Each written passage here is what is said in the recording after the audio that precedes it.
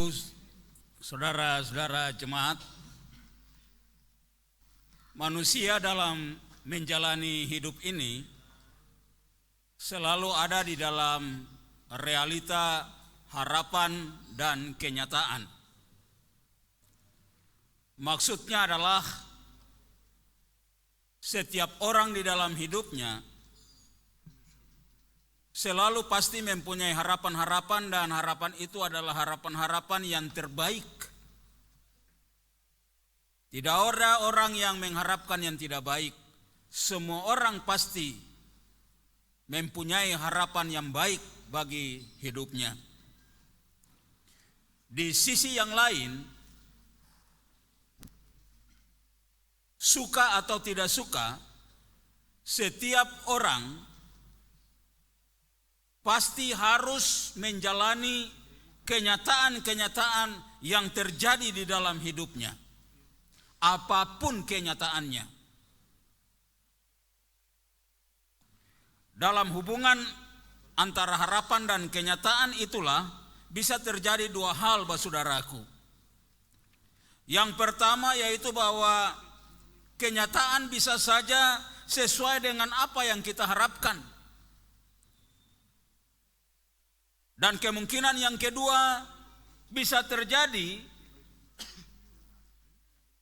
kenyataan justru tidak sesuai dengan apa yang kita harapkan. Nah, kecenderungan kita sebagai manusia, kita akan sangat merasa senang, kita akan bersukacita jika kenyataan yang terjadi dalam hidup kita sesuai dengan apa yang kita harapkan.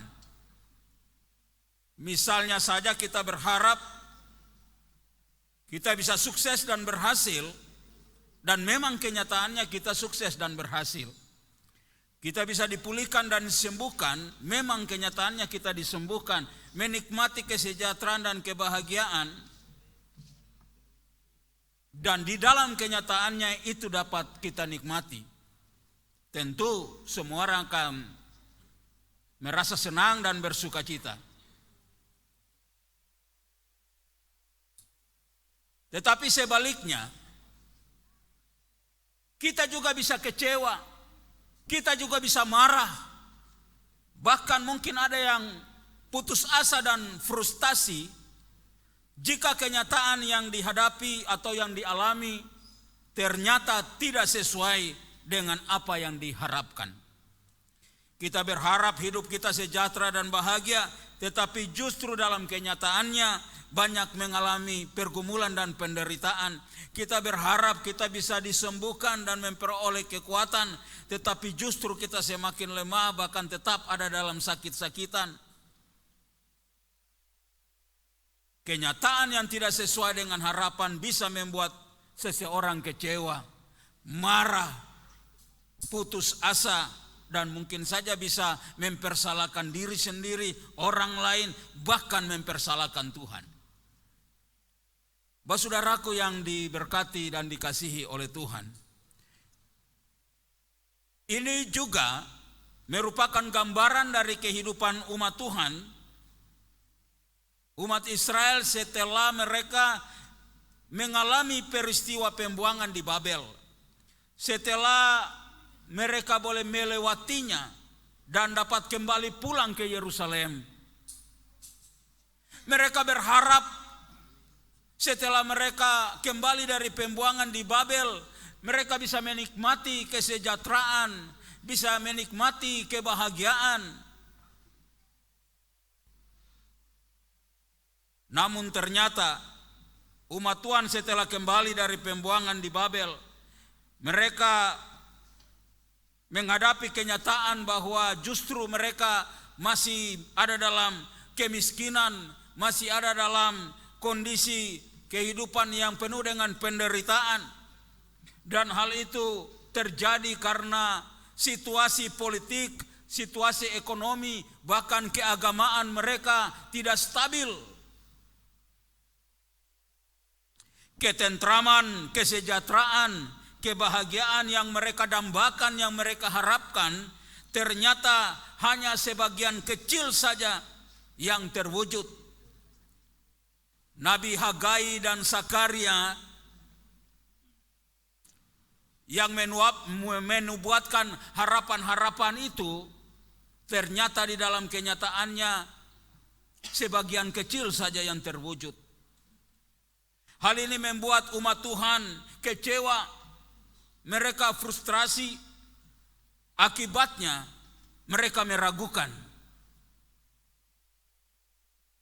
campur tangan dan kuasa Allah. Mereka diliputi dengan kekhawatiran, kebimbangan. Mereka diliputi dengan kecemasan, sehingga keyakinan iman dan percaya mereka kepada Tuhan Allah yang telah mengembalikan dan membebaskan mereka dari tanah pembuangan di Babel semakin hari semakin terkikis, dan mereka jatuh ke dalam dosa. Mereka jatuh di dalam praktek menyembah berhala-berhala. Kehidupan umat Tuhan ada dalam dua kepercayaan, yaitu mereka mengaku percaya kepada Tuhan Allah mereka, tetapi mereka juga menyembah Allah lain, menyembah berhala dan dewa-dewa. Nah, saudara yang diberkati Tuhan, di dalam kondisi umat seperti itulah muncul Nabi Yesaya. Nabi Yesaya menubuatkan dan menyatakan kepada umat bahwa Allah tetap mengasihi umatnya seperti seorang ibu yang mengasihi anak-anaknya. Dalam kondisi dan situasi apapun yang dialami, Allah tetap mengasihi, Allah tetap peduli, sama seperti seorang ibu mempedulikan dan mengasihi anak-anaknya.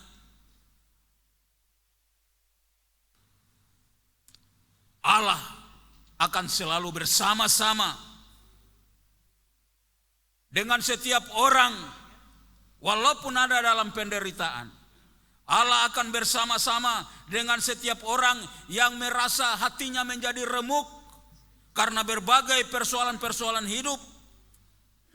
Walaupun ada dalam semangat yang pudar, mungkin jatuh di dalam keputusasaan dan kekhawatiran, tetapi Allah bersedia. Allah selalu mau menyertai dan mau membebaskan dari situasi dan kondisi seperti itu. Karena apa? Karena Allah adalah Allah yang setia pada janjinya. Allah yang selalu mengingat akan seluruh pergumulan umatnya.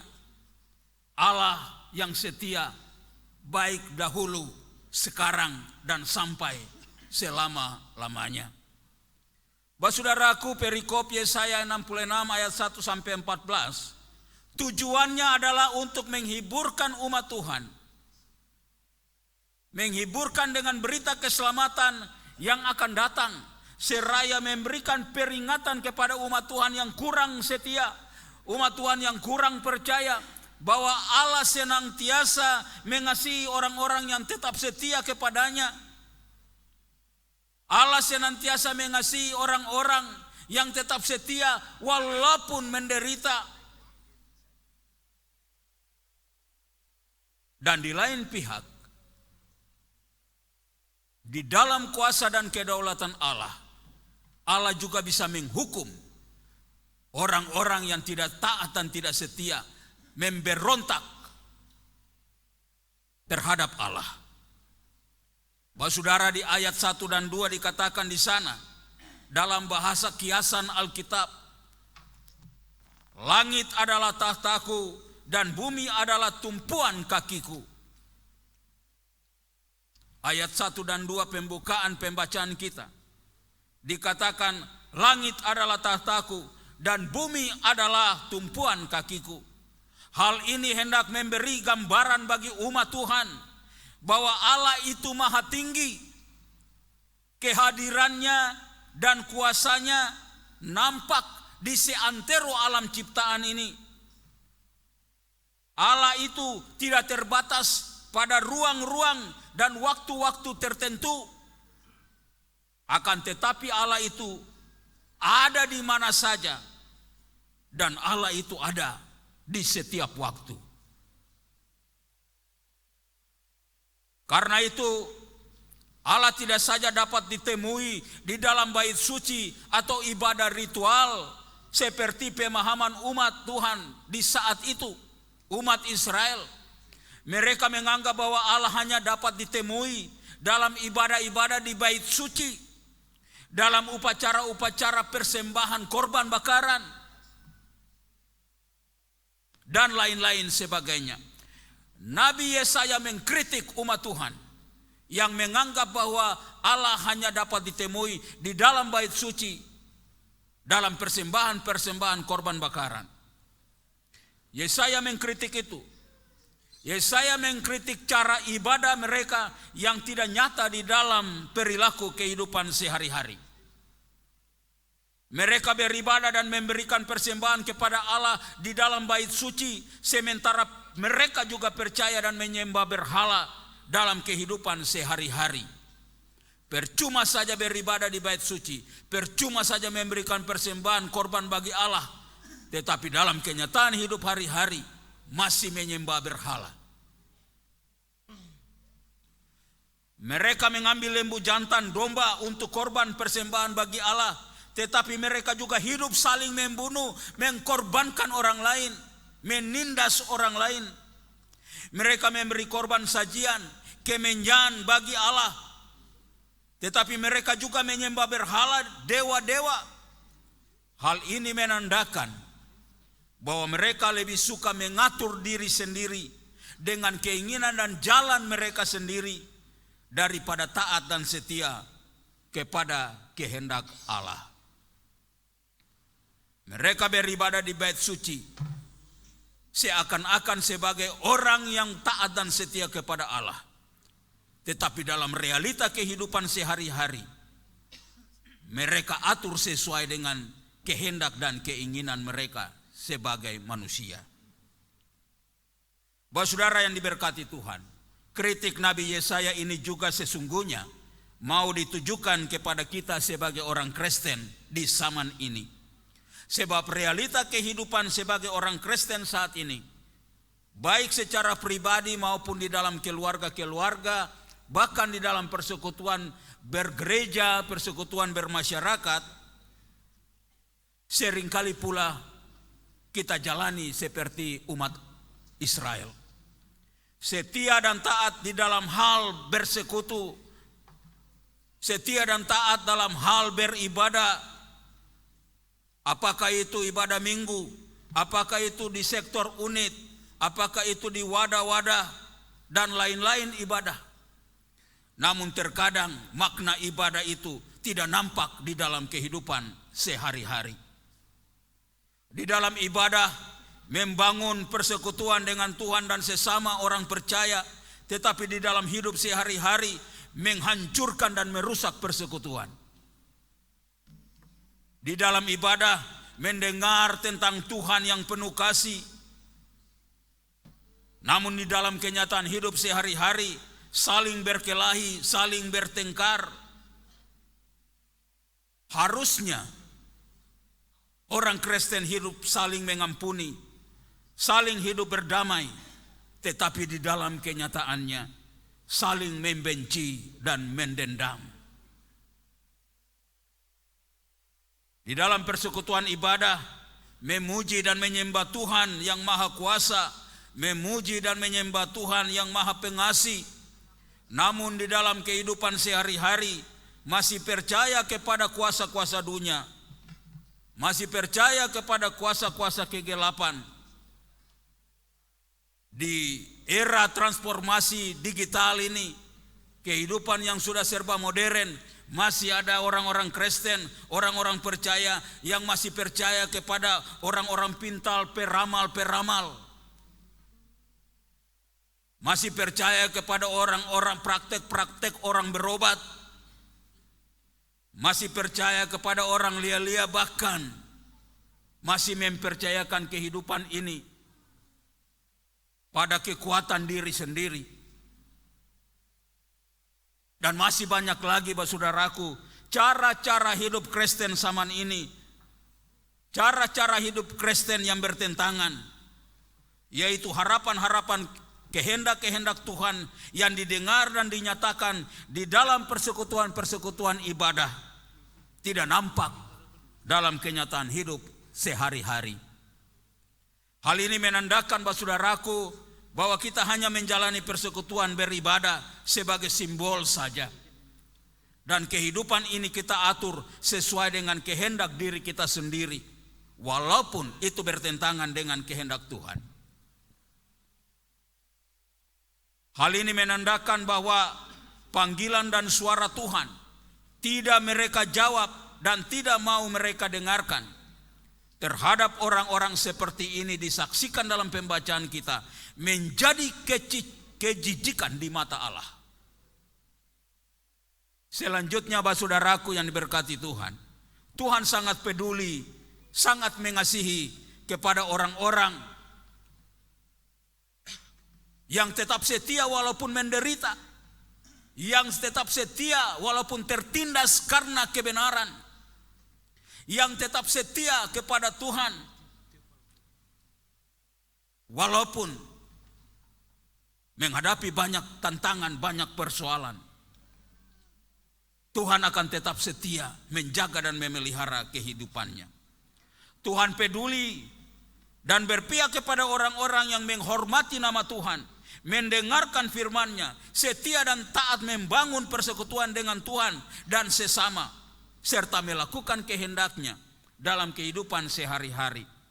Terhadap orang-orang yang tetap setia dan taat pada firman Tuhan walaupun menderita, maka sudah pasti Tuhan akan menyatakan kemuliaan-Nya supaya ada sukacita yang dialami. Maksudnya adalah, saudaraku, Nabi Yesaya memperingati dan menegaskan kepada umat bahwa Tuhan peduli dan memperhatikan setiap orang yang setia beribadah kepada Tuhan, yang setia memberikan persembahan kepada Tuhan di dalam bait suci, di dalam rumah Tuhan yang kudus, dan kemudian melakukan kehendak Allah di dalam kehidupan sehari-hari.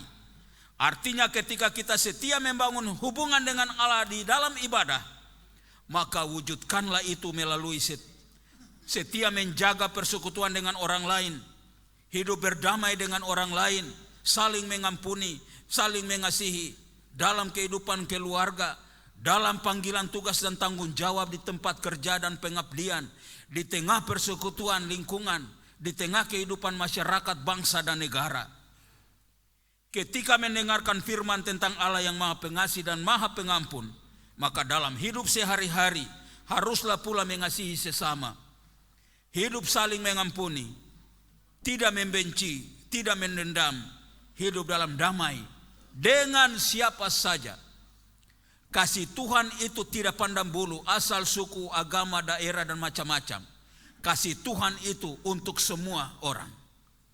Dan itu harus dilakukan oleh setiap anak-anak Tuhan, orang percaya. Saudara, cara hidup seperti inilah yang diharapkan menjadi nyata dalam kehidupan kita sebagai orang Kristen saat ini. Sebagai umat Tuhan, kita semua mempunyai kewajiban iman Kristen, yaitu hidup sehari-hari haruslah selaras dengan ibadah-ibadah kita. Apa yang kita dengar di dalam ibadah-ibadah kita haruslah selaras dengan praktek hidup sehari-hari. Kita wajib beribadah kepada Tuhan. Setiap orang Kristen wajib beribadah kepada Tuhan, bersekutu dan memberikan persembahan kepada Tuhan. Seperti dikatakan di dalam firman Tuhan, 1 Timotius pasal 4 ayat 7 dan 8. 1 Timotius pasal 4 ayat 7 dan 8 berkata begini, tetapi jauhilah tahyul dan dongeng nenek-nenek tua. Latihlah dirimu beribadah. Latihan badani terbatas gunanya, tetapi ibadah itu berguna dalam segala hal, karena mengandung janji, baik untuk hidup ini maupun untuk hidup yang akan datang. Kesetiaan beribadah kepada Tuhan besar manfaatnya, besar faedahnya, besar kuasanya, baik untuk kehidupan kita saat ini maupun kehidupan kita di akan datang. bahkan generasi orang-orang percaya yang akan datang. Karena itu saudaraku yang diberkati Tuhan, ibadah yang sejati adalah apa yang kita dengar dalam persekutuan ini dapat kita lakukan dalam kehidupan sehari-hari. Jika itu tidak dilakukan, maka anggap saja bahwa di dalam persekutuan ibadah kita seperti ini, kita menyembah Tuhan, pencipta alam semesta ini. Tetapi di dalam kehidupan sehari-hari, kita menyembah banyak Tuhan, yaitu Tuhan diri kita dengan kuasa dan kekuatan kita, bahkan kuasa dunia dan kegelapan, dan kuasa-kuasa lainnya di dalam dunia ini. Saudaraku, kita telah memasuki minggu kelima usbu sengsara Tuhan Yesus, yaitu dalam bahasa liturgis disebut sebagai Minggu Laetare. Minggu Laetare atau Minggu Bersukacitalah. Tema kita adalah bersorak dan memuji Allah dalam penderitaan. Tema ini kita diajak untuk selalu bersukacita, selalu bersorak dan memuji Allah walaupun hidup ini tidak terlepas dari penderitaan. Karena oleh derita yang Yesus tanggung atas dosa kita, maka kita diselamatkan. Bahkan Yesus yang sengsara menderita, mati dan bangkit, telah membuktikan bagi dunia dan semua orang bahwa Yesuslah Tuhan, Dialah juru selamat kita. Di dalam Yesus ada jaminan hidup yang sejahtera. Di dalam Yesus ada jaminan kebahagiaan hidup. Di dalam Yesus ada jaminan keselamatan yang kekal. Karena itu saudaraku, bersukacitalah, bersorak dan memuji Tuhan. Karena Tuhan Maha mengasihi kita. Dialah Dia yang rela menderita untuk kita. Mungkin hidup kita saat ini harus kita lewati dengan kenyataan penderitaan karena berbagai sebab. Akan tetapi firman Tuhan di saat ini mau menguatkan, mau meyakinkan, tetapi juga mau menjamin kita bahwa bersama dengan Tuhan kita akan mampu melewati berbagai tantangan kehidupan. Bersama dengan Tuhan kita akan mampu mengalami penderitaan. Bersama dengan Tuhan kita akan mampu memikul tanggung jawab dan beban-beban kehidupan kita. Tidak ada satu kuasa pun di dunia ini yang dapat membebaskan kita dari berbagai penderitaan dan pergumulan hidup ini. Hanyalah Tuhan Yesus satu-satunya jawaban dan jalan keluar bagi kita. Selamat bersukacita saudaraku. Selamat hidup bersorak dan memuji Tuhan, karena Dialah satu-satunya Tuhan dan juru selamat kita. Amin.